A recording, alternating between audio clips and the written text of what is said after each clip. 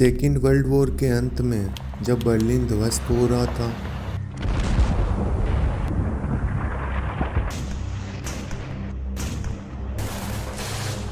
तब असली तबाही तो उन लाखों औरतों के लिए शुरू हुई जिनकी चीखें किसी को भी सुनाई नहीं दी। इतिहास के पन्नों में दर्ज रेड आर्मी के जुल्मों की ये कहानी इतनी खौफनाक है कि आज भी इस पर खुलकर बात नहीं की जाती। 1 लाख से भी ज़्यादा महिलाओं के साथ सिर्फ बर्लिन में बलात्कार हुआ, जबकि पूरे जर्मन में यह संख्या 20 लाख से भी ज़्यादा थी। हालात इतने भयानक थे कि हजारों महिलाओं ने आत्महत्या कर ली और जो बची वो मानसिक और शारीरिक रूप से बर्बाद हो गई। ये घटना इतिहास के पन्नों में सबसे बड़ी सामूहिक बलात्कार हिंसा के रूप में दर्ज है। आज भी बर्लिन के ट्रेपटोवर पार्क में एक 12 मीटर ऊंची सोवियत सैनिक की मूर्ति खड़ी है, जिसे यहाँ के लोग एक अज्ञात बलात्कारी की कब्र के रूप में बताते हैं। इस वीडियो में हम देखेंगे 1945 की उन खौफनाक घटनाओं की पूरी कहानी को, जिसे आज भी रूस अपने इतिहास के पन्नों से मिटाने की कोशिश कर रहा है। ये टाइम है अप्रैल 1945 का, जब सेकेंड वर्ल्ड वॉर अपने अंतिम चरण पर था। नाजी शासक हिटलर का गौरवशाली केंद्र बर्लिन शहर तबाह हो रहा था। 21 अप्रैल 1945 को सोवियत संघ की रेड आर्मी ने बर्लिन शहर की घेराबंदी शुरू कर दी थी। हिटलर की नाजी सेना में करीब 1 लाख सैनिक बचे थे, जबकि रेड आर्मी में 25 लाख से भी ज़्यादा सैनिक। जर्मन के खिलाफ इस युद्ध में सोवियत संघ, रूस, ब्रिटेन, फ्रांस, अमेरिका और चीन की सेना एलाइड फोर्सेज के रूप में थी, यानी मित्र सेना के रूप में। इसलिए सोवियत संघ के पीएम जोसेफ स्टालिन चाहते थे कि एलाइड फोर्सेज बर्लिन पर कब्जा करे, उससे पहले ही रेड आर्मी बर्लिन पर कब्जा कर ले, जिसका जिम्मा स्टालिन ने रेड आर्मी के 2 कमांडर मार्शल जूखो और मार्शल कोनेव को दिया और कहा, जो भी बर्लिन पर सबसे पहले कब्जा करेगा वो ही होगा असली विजेता। जिसके बाद दोनों ही कमांडर अपनी सेना के साथ बर्लिन पर कब्जा करने के लिए आगे बढ़ने लगे। दोनों सेनाओं के बीच सबसे पहले बर्लिन पर कब्जा करने की होड़ इस कदर मच गई, कभी कभी तो दोनों सेनाओं के सैनिक आपस में ही भिड़ जाते थे, जिसका खामियाजा भुगत रही थी बर्लिन की जनता, जो अपने शहर को तबाह होते देख रही थी। बर्लिन के लोग रेड आर्मी को आता देख पहले तो खुश हुए कि उनकी मदद के लिए रेड आर्मी आई है, जिसके चलते बर्लिन के लोग खुद को रेड आर्मी के सामने सरेंडर कर रहे थे। लोगों को ये नहीं पता था कि जिनके सामने वो मदद के लिए हाथ फैला रहे हैं, वही सेना उन पर अपना कहर बरसाने वाली है। 21 अप्रैल को शुरू हुई यह लड़ाई करीब 2 मई तक चली और इसी बीच 30 अप्रैल को हिटलर भी बर्लिन शहर के नीचे बने एक बंकर में आत्महत्या कर लेता है। 2 मई तक रेड आर्मी का बर्लिन शहर पर पूरा कब्जा हो जाता है। जहां एक तरफ पूरी दुनिया के लिए सेकेंड वर्ल्ड वॉर खत्म होने वाला था, वहीं दूसरी तरफ बर्लिन के लोगों पर असली कहर तो अब ढहने वाला था। जब बर्लिन शहर की लड़ाई शुरू हुई थी, तब रेड आर्मी का एक नारा था, किसी पर भी दया नहीं दिखानी। और जब बर्लिन शहर पर रेड आर्मी का कब्जा हो जाता है, तो इस नारे को सच होते देखा भी जा सकता था। शायद आप इस बात पर यकीन नहीं कर पाएंगे कि रेड आर्मी के सैनिकों ने जर्मन के अंदर करीब 20 लाख महिलाओं के साथ यौन हिंसा की। इतिहासकारों का कहना है कि यूरोप के अंदर भले ही वर्ल्ड वॉर खत्म हो चुका था, लेकिन रेड आर्मी का कहर जर्मन के महिलाओं के ऊपर खत्म नहीं हो रहा था। कहा जाता है कि रेड आर्मी के सैनिकों ने 8 साल की बच्ची से लेकर 80 साल की बूढ़ी महिला तक को अपनी हवस का शिकार बनाया। बर्लिन के अस्पतालों का डेटा सामने आया, जिससे पता चला कि रेड आर्मी के कहर से करीब 1 लाख महिलाएं अस्पतालों में भर्ती हुई। अब वैसे तो रेड आर्मी ने बर्लिन शहर के अंदर डायरी या फिर बुक लिखने पर प्रतिबंध लगा रखा था, लेकिन फिर भी कई ऐसी महिलाएं थी जिन्होंने छुप छुप कर अपनी डायरी लिखी। बाद में कई कहानियां सामने आई। एक एना नाम की 12 साल की बच्ची, जिसके सामने रेड आर्मी के सैनिकों ने उसकी माँ और उसकी बहन को अपनी हवस का शिकार बनाया, और बाद में वही बच्ची इतनी आहत हुई कि उसने खुदकुशी कर ली। ऐसी ही एक और महिला थी, 30 साल की, नाम था मार्ता, जो बर्लिन के एक अस्पताल में नर्स थी। उसने कहा कि रेड आर्मी के सैनिकों ने मरीजों को भी नहीं छोड़ा। वो अस्पताल के अंदर घुस गए और जो महिलाएं बीमार थी उनको भी अपनी हवस का शिकार बनाया। कई डायरियों के अंदर यह भी लिखा था कि रेड आर्मी के सैनिकों के लिए उम्र कोई मायने नहीं रखती थी। एक फ्रेडा नाम की 70 साल की महिला, जिसको लगा वो कमज़ोर और बूढ़ी है, जिसकी वजह से वो हवस का शिकार नहीं बनेगी, लेकिन रेड आर्मी के सैनिकों ने उसको भी नहीं छोड़ा। और बाद में उस महिला ने एक डायरी में लिखा, उन्हें उम्र से कोई फ़र्क नहीं पड़ता, हम सब उनके लिए केवल शिकार थे।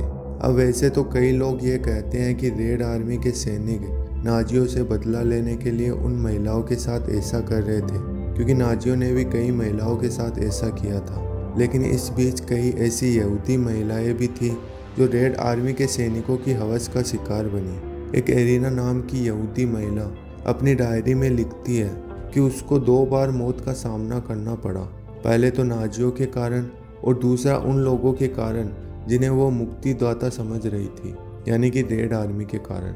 अब दोस्तों, इसमें सिर्फ रेड आर्मी ही शामिल नहीं थी, बल्कि मित्र देशों के कई सैनिकों ने जर्मन महिलाओं को अपनी हवस का शिकार बनाया था। इस महिला का नाम एमी ड्रूपे है, जो 1944 में 19 साल की थी। इस घटना को एमी ने करीब 80 सालों तक अपने दिल में छुपाए रखा, सिर्फ इस डर से कि कोई इस पर विश्वास नहीं करेगा। एमी कहती है कि हमारा परिवार ब्रिटेनी के एक छोटे से गांव मोल्टस में रहता था। 1944 में नाजी कमज़ोर पड़ रहे थे और हमारे गांव में मित्र देशों की सेना आने लगी। एमी के मुताबिक सभी लोग मित्र देश की सेनाओं को मुक्तिदाताओं के रूप में देखते थे, और जब मित्र देश की सेना हमारे गांव पहुंची तो हम बहुत खुश हुए। लेकिन हमारी खुशी ज़्यादा देर तक नहीं रही, क्योंकि 10 अगस्त की शाम को 2 अमेरिकी सैनिक, जिन्हें अक्सर जीआई कहा जाता था, वो हमारे घर पर आए। एमी ने कहा कि दोनों सैनिक मेरे पिता की तरफ एक गोली चलाते हैं और वो गोली सीधा मेरे पिता की टोपी पर लगती है, और उसके बाद वो दोनों सैनिक मेरे पास धमकी भरे अंदाज में आते हैं। उस समय एमी के पास उसकी माँ खड़ी थी, और अपनी बेटी को बचाने के लिए एमी की माँ ने अपने आप को दोनों सैनिकों के हवाले कर दिया। एमी कहती है कि मेरा परिवार मेरी माँ को ही देख रहा था। वो दोनों सैनिक मेरी माँ को खेत में ले गए और बारी बारी से उनके साथ यौन संबंध बनाए। एमी अपनी बात बताते हुए रोने लगती है और कहती है कि वो मेरे जीवन का सबसे कष्टदायक समय था। मुझे अंदाज़ा नहीं था कि मेरी माँ वापस आ पाएगी या नहीं, या फिर वो लोग उसे गोली मार देंगे। दोस्तों, ये जर्मनी का वो समय था जब लोग इतने बेबस थे कि वो अपनों को ही अपने सामने लूटते हुए देख रहे थे। एमी कहती है कि मेरी माँ वापस नहीं आ पाई। मेरी माँ ने मेरी रक्षा के लिए खुद का बलिदान दे दिया। कई इतिहासकार कहते हैं कि वर्ल्ड वॉर 2 यूरोप में ख़त्म हुआ तो मित्र देश की सेनाओं ने लाखों महिलाओं के साथ यौन हिंसा की। इन मित्र देशों के अंदर कुछ कमांडर तो ऐसे थे जो अपने सैनिकों के अंदर जोश भरने के लिए ये वादा करते थे कि यदि तुम लोगों ने इस शहर पर कब्जा कर लिया तो तुम्हें वहाँ पर बहुत सारी महिलाएं मिलेगी। यानी आप इस बात से अंदाज़ा लगा सकते हैं कि यहाँ पर कसूर सैनिकों का ही नहीं बल्कि उनके कमांडरों का भी था, जो खुद सैनिकों को ऐसा करने के लिए कहते थे। कई इतिहासकार कहते हैं जब जर्मनी से मित्र देशों की सेना वापस लौटी तो करीब 4 लाख ऐसे बच्चे पैदा हुए जिनके पिता का कोई पता नहीं था, और इन 4 लाख में से 3 लाख बच्चे सिर्फ रेड आर्मी के सैनिकों के थे। 2001 में एक महिला का नाम सामने आया, मार्टा हिलर्स। जब बर्लिन पर रेड आर्मी का कब्जा हो गया था तो यह महिला वहीं पर रहती थी, और वहीं रहते हुए उसने एक डायरी लिखी, ए वुमन इन बर्लिन। यह महिला अपनी डायरी में लिखती है कि 10 भेड़ियों का शिकार होने से अच्छा है मैं एक ताकतवर भेड़ियों को चुन लूँ। इस महिला ने यह बात रेड आर्मी के लिए कही थी। मार्टा कहती है कि शुरू में रेड आर्मी के सैनिकों ने मुझे अपनी हवस का शिकार बनाया, लेकिन बाद में मैं समझ गई कि यदि इन भेड़ियों से बचना है तो मुझे किसी एक ताकतवर आदमी का साथी बनना होगा। उसके बाद मार्टा कहती है कि मैं रेड आर्मी के एक कमांडर के साथ संबंध बनाती हूँ, इसलिए नहीं कि मुझे उससे प्यार था, इसलिए ताकि मैं दूसरे रेड आर्मी के सैनिकों से बच सकूं। वैसे मार्टा कोई अकेली औरत नहीं थी जिसने ऐसा कदम उठाया। ऐसी लाखों महिलाएं थी जो इन सैनिकों से बचने के लिए किसी एक आदमी के साथ प्रेम संबंध शुरू करती थी। हैरानी की बात तो ये है कि जब मित्र देशों की सेना और रेड आर्मी जर्मनी से वापस लौटी तो भी महिलाएं खुलकर दुनिया के सामने नहीं आई। जिन महिलाओं के साथ ऐसा अत्याचार हुआ था वो महिलाएं जिंदगी भर चुप रही, और कई ऐसी महिलाएं थी जो अपनी कहानी को दिल में छुपा के कब्रों में चली गई। लेकिन उन्होंने अपनी कहानी कभी किसी को नहीं बताई। इतिहासकार एंटनी बीवर लिखते हैं कि सैनिकों द्वारा किया जा रहा यह अत्याचार सोवियत के बड़े नेताओं को भी पता था, लेकिन उन्होंने इसे रोका नहीं बल्कि इसे एक बदला समझा। यानी कि जर्मन के लोग जिन लोगों को मुक्तिदाता और अपना साथी समझ रहे थे, वही लोग उन लोगों के लिए राक्षस बन गए।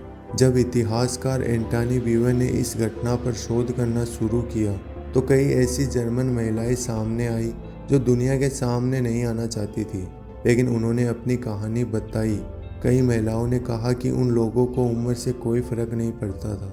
8 साल से बच्ची से लेकर 80 साल की महिलाओं को भी उन लोगों ने अपनी हवस का शिकार बनाया।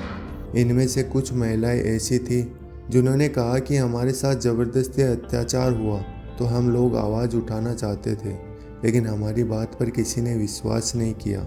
रेड आर्मी और मित्र देश की सेनाओं ने जर्मन महिलाओं के साथ जो किया, यह घटना दशकों तक छुपी रही। वैसे 2008 में इस घटना पर एक फिल्म भी बनी जिसका नाम था ए वुमेन इन बर्लिन।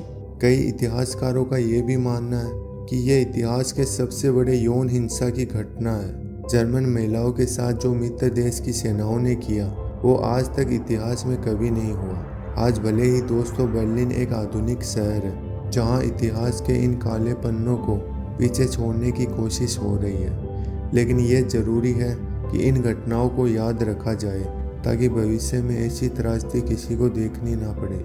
उम्मीद है दोस्तों वीडियो आपको अच्छा लगा होगा। वीडियो पसंद आया तो वीडियो को लाइक दें और चैनल को सब्सक्राइब कर लें।